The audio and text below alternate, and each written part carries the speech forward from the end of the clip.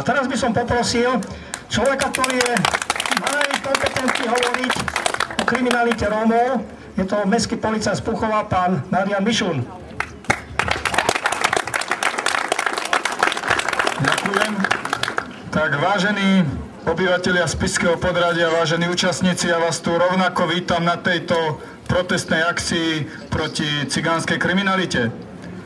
Dnešný deň sme sa tu stretli spoločne najmä preto, aby sme vyjadrili podporu všetkým Slovákom, ktorí sú dnes terorizovaní vo vlastnej zemi.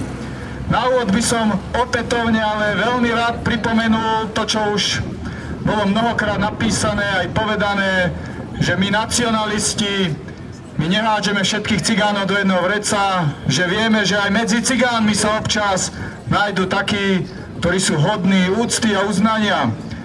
Rovnako si ale zase priznajme, že veľká väčšina cigánov sú dnes len obyčajní asociálni cigánsky paraziti, ktorí dnes žijú doslova horšie ako prasatá.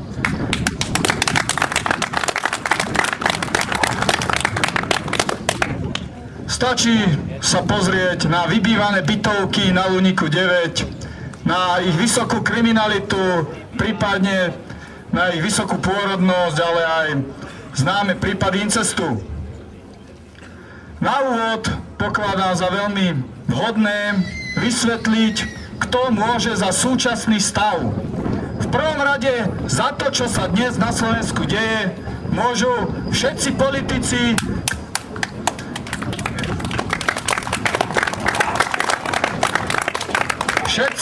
ktorí od roku 89 nie sú ochotní a schopní siahnuť po radikálnych a účinných opatreniach. Miesto toho nám však ukazujú, ako vedia veľmi dobre klamať, kradnúť a podvádzať.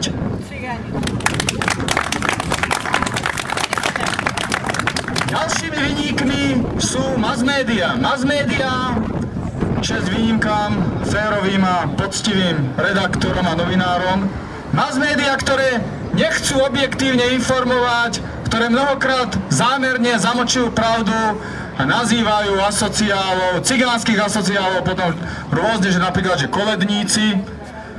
A potom jednoznačne ďalšími viníkmi sú, ja ich nazývam pseudohumanisti z Bratislavy a okolia, ktorí dostávajú z mimovládnych organizácií svoj plat, hovoria veľmi veľa o tolerancii a solidarite, no pritom ešte v živote pravdepodobne nevideli živého cigánskeho asociála.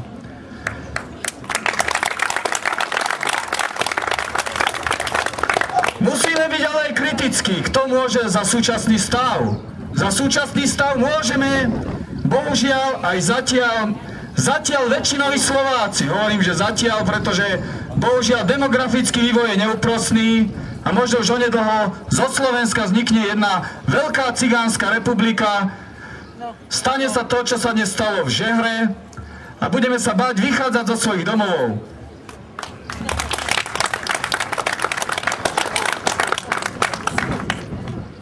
Vynikli sme práve preto, že od roku 89 volíme tie isté skorumpované politické ksichty.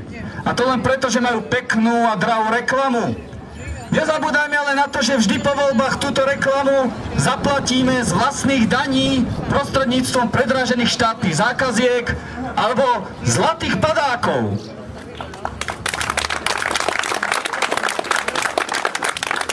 Keďže som sem dnes prišiel vysvetliť, ako si predstavujem riešiť cigánsky problém, poprosím tých, ktorí ma možno horšie počujú, poďte bližšie, možno sa dozviete niečo nové a zaujímavé. Takže v prvom rade mali by sme označiť hlavné príčiny súčasného stavu. Ja som ich nazval, že je to psychopatická príčina, ktorá môže byť buď vrodená alebo získaná v priebehu života. Vzniká v prvom rade v dôsledku nezodpovedného správania rodičov, ako aj nezodpovedného správania budúcich cigánskych matiek, keď počas tehotenstva vedome poškodzujú psychické zdravie svojich ešte nenarodených detí. Vieme, že medzi cigánkami a rôznymi asociálkami je veľmi zaužívané, že v období tehotenstva pijú, fetujú, prípadne vykonávajú iné aktivity poškodzujúce zdravie svojich detí. Potom ďalšia príčina súčasného stavu je jednoznačne sociálna. sociálna spôsobená zle nastaveným sociálnym systémom. Takže priatelia, dobre si uvedomte, že viac ako 20 rokov nám tu vládne jedna banda politická, ktorá sa hrá na odborníkov a oni dovolia to, že cigánom sa viac oplatí nepracovať ako pracovať. Takíto sú to odborníci. Ďalšia príčina je tzv. Kultúrna spôsobená učením alebo prenášaním kultúrnych návykov z rodičov na deti. Vieme, že v cigánskej populácii sa vyskytuje veľmi, že rodičia doslova učia svoje deti, že niekoho oklamať, prepadnúť, možno aj zavraždiť alebo znásilniť je úplne normálne. Samozrejme aj incest je tam veľmi rozšírený, takže to je tá tretia príčina kultúrna. Pokiaľ chceme riešiť cigánsky problém, je veľmi dôležité siahnuť po radikálnych a účinných opatreniach, aby sme sa sústredili na všetky tri príčiny súčasne. Doposiaľ Slovensko používa len polovičaté a neúčinné riešenia. Sústreďujeme sa prevažne len na sociálnu príčinu, a teda rozdávanie bytov a rôznych sociálnych a finančných dávok a sociálom. Ak chceme ale cigánsky problém vyriešiť, jednoznačne musíme sa sústrediť či na sociálnu, kultúrnu aj psychopatickú príčinu. Psychopatickú príčinu môžeme odstrániť jedine tak, že začneme dôsledne kontrolovať dodržiavanie zdravia a životosprávy cigánskych matiek, prípadne budúcich cigániek. Môžeme to aj prostredníctvom osvety, prípadne prostredníctvom motivácie k dobrovoľnej sterilizácii. Druhú príčinu, sociálnu, môžeme odstrániť jedine zmenou systému, aby konečne slušný pracujúci občan bol na Slovensku viac ako parazit a asociál.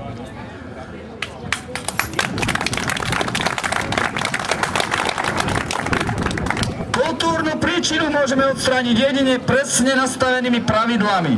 Pravidlami, ktoré sa musia asociáli začať obávať porušiť.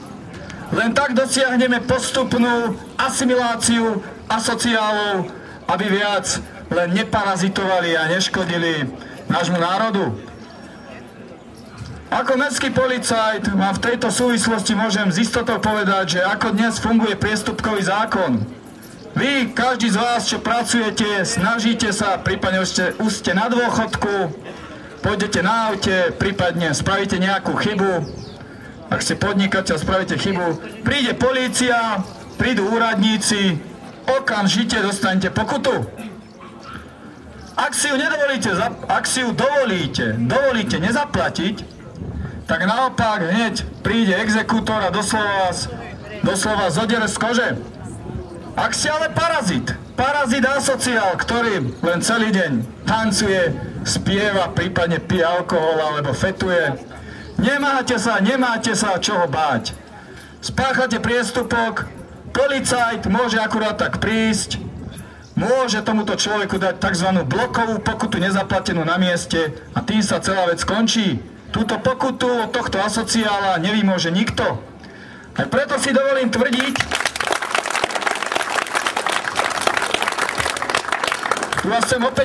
opäť vás chcem upozorniť, že takto funguje Slovensko. Bohužiaľ, parazit a asociál je dnes na Slovensku priestupkovo nepostihnutelný. Stále politici hovoria o priestupkovej imunite poslancov, ale ja si dovolím tvrdiť, že o mnoho nebezpečnejšia pre tento národ je priestupková imunita asociálov. V tejto súvislosti si teda dovolím tvrdiť, že Slovensko dnes potrebuje úpravu zákonov takú, aby opakované a vedomé priestupky mohli byť prekvalifikované na trestný čin s možnosťou uplatniť tak voči asociálom tresty buď povinnej práce alebo trest väzenia.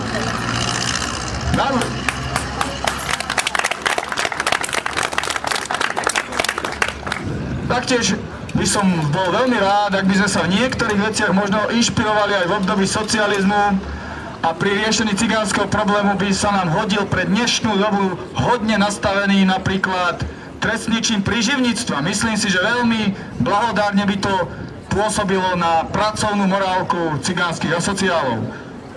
Na záver by som ešte rád vyzval tu prítomných pánov policajtov, ktorí sú určite možno nejakí tu v prezlečení, možno aj členov Slovenskej informačnej služby, ktorí nás tu dôsledne kontrolujú a sledujú, najmä v súvislosti s pripravovanou reformou ich výsluhových dôchodkov. Pred voľbami som sa ako policajt stretával s veľkým množstvom policajtov a vysvetľoval som im, že súčasný systém výsluhových dôchodkov pre policajtov je bohužiaľ neudržateľný. Všetci volili jednoznačne Fica, bohužiaľ, a teraz po voľbách im Fico ukázal, ide im zdaňovať tieto výsluhy. Všetci páni policajti by si mali uvedomiť, že sociálny systém musí odzrkadľovať v prvom rade demografický vývoj. Ak raz na Slovensku budú paraziti a sociáli väčšinou, tak v živote tie svoje výsluhové dôchodky neuvidia. Rovnaký problém spôsobuje v ich sociálnom systéme zabezpečenia aj to, že dnes sami policajti majú medzi sebou veľké množstvo parazitov, ktorí si spomenuté výsluhy skutočne nezaslúžia.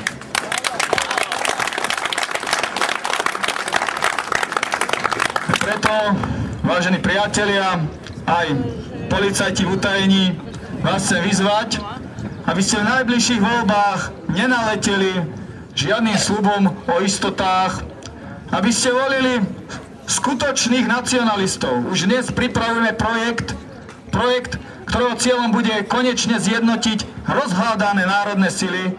Chceli by sme zjednotiť či už ľudovú stranu Naše Slovensko pod vedením Mariana Kotlebu, tak aj ďalších predstaviteľov národných síl, samozrejme aj radových členov Slovenskej národnej strany, tým však nemyslím zradcov a zloďov z SNS-ky, ale skutočných nacionalistov, vlastencov, ktorí sú tiež v Slovenskej národnej strane. Takže zatiaľ ďakujem za pozornosť, priatelia, a príjemný deň.